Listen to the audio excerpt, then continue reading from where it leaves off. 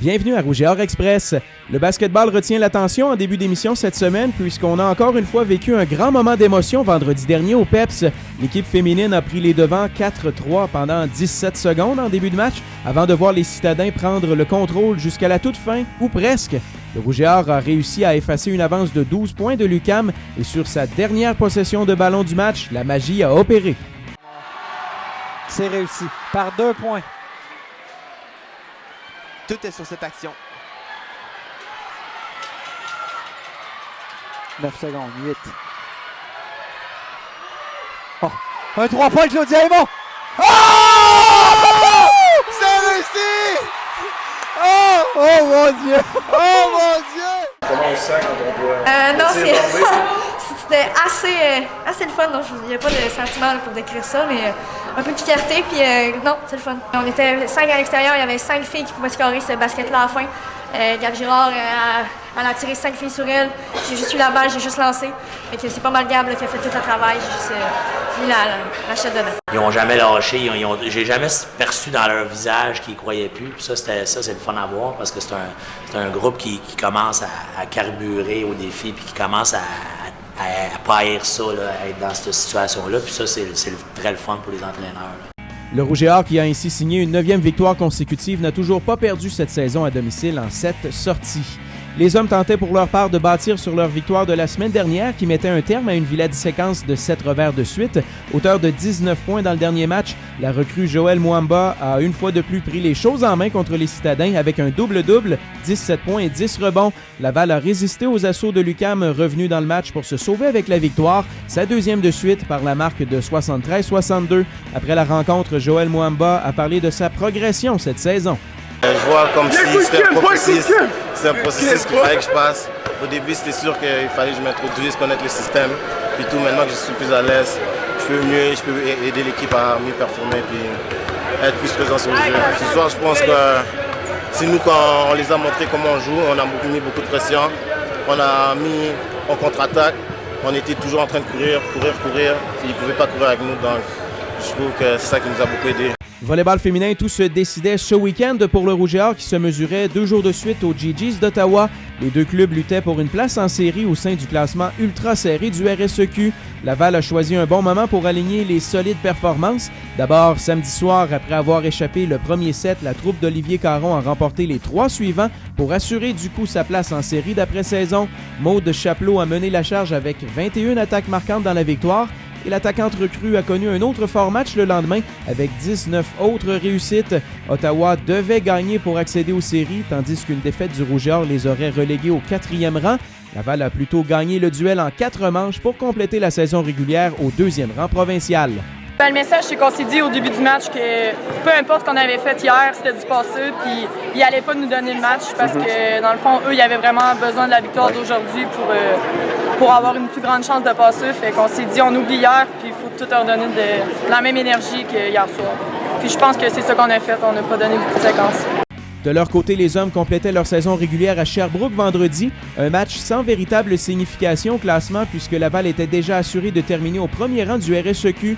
Vicente Paraguirre en a tout de même profité dans cette victoire de 3-1 pour ajouter à ses statistiques impressionnantes de la saison avec 29 attaques marquantes, lui qui termine au premier rang au pays pour le nombre de kills par manche. Le lendemain, le Rouge et Or recevait l'équipe canadienne de développement et l'organisation lavalloise en a profité avant le match pour honorer l'entraîneur-chef Pascal Clément qui complète sa 25e année à la tête de la formation. Un hommage bien senti, suivi d'un duel épique remporté par l'équipe locale, dont la 4e et dernière manche 33-31. Une soirée qui a bien sûr plu au jubilé. J'étais bien content, de revoir les anciens qui m'ont rendu hommage. Et puis, c'est sûr que ça nous fait penser à tout le travail qui a été accompli là, depuis 25 années, puis tant de personnes avec lesquelles j'ai travaillé, puis j'ai collaboré, autant les athlètes que les gens qui travaillent pour d'autres services, les gens de la santé, les gens des communications, le conseil d'administration, les gens du SAS. Tu sais, quand on repense à ça, là, c'est beaucoup de monde. Alors c'est ça, ce soir je suis content qu'on ait fait un très bon match, c'est un peu comme un beau cadeau de 25 ans. Là. Soccer intérieur, la rivalité Montréal-Québec reprenait dimanche au stade TELUS Université Laval avec la présentation des duels entre le Rouge et Or et les Carabins. Les hommes ont accordé le premier but du match avant d'en compter 3 sans réplique. en route vers un gain de 3-1. Une prestation émotive, particulièrement pour le joueur du match, le gardien Nizar Ouhou, pour une raison bien particulière, comme l'explique l'entraîneur-chef Samir Grib. Quelle belle performance. Et il voulait gagner ce match d'abord pour Nizar, qui a eu malheureusement une mauvaise nouvelle cette semaine, son père est décédé. Et puis j'ai vraiment adoré la réaction des joueurs. D'abord, parce que la semaine dernière on menait 2-0, puis on a fait 3-3. Et là, on était mené 1-0. Et je trouve qu'ils ont eu énormément de force de caractère. Chez les dames, Joël Gosselin a donné les devants 1-0 aux Siennes en première demi avant que les Carabins ne réussissent à faire ce qu'aucune équipe n'avait fait cet hiver, soit de compter un but contre le Rouge et Or. Laval a tout tenté mais n'a pas réussi à dénouer l'impasse. Résultat, un match nul de 1-1. On est déçus du résultat, c'est certain, parce qu'on aurait aimé gagner. Par contre, on a mélangé des anciennes avec des nouvelles en première demi. Même chose en deuxième demi. C'est sûr que la nervosité de certaines, le manque d'expérience fait en sorte qu'ils ont commis des erreurs qui ont donné beaucoup de revirements de la part de Montréal. Puis ça nous a mis en difficulté. Athlétisme, plusieurs membres du Rouge et Or étaient à Ottawa pour prendre part à la compétition Last Chance. Ça a permis à Catherine Gagné de s'illustrer, elle qui a effacé un record du Rouge et Or sur 600 mètres. Elle se retrouve en bonne position pour prendre part au championnat national. Jean-Samuel Marmen-Harvey a aussi bien fait avec une deuxième place aux 60 mètres, en plus d'être un élément important de la victoire du relais 4 x 200 mètres. Ski de fond, la dernière compétition sur le circuit ASA de la NCAA du Rouge et Or cet hiver a permis à Alexis Turgeon de se distinguer. Le fondeur lavallois a pris la 18e place lors du 20 km libre du Middlebury Carnival au Vermont. Enfin, en triathlon, le traditionnel aquathlon Rouge et Or avait lieu samedi au PEPS de l'Université Laval. Les athlètes du Rouge et Or ont dominé la catégorie élite, occupant le podium au grand complet. Au final, Alexis Lepage a devancé ses coéquipiers Charles Paquet et Gabriel Legault. Une ancienne du Rouge et Or, Séverine Boucher, a terminé au pied du podium, tandis que Laurence Côté-Leduc et Dominique Doyon ont pris respectivement la 6e et 7e place.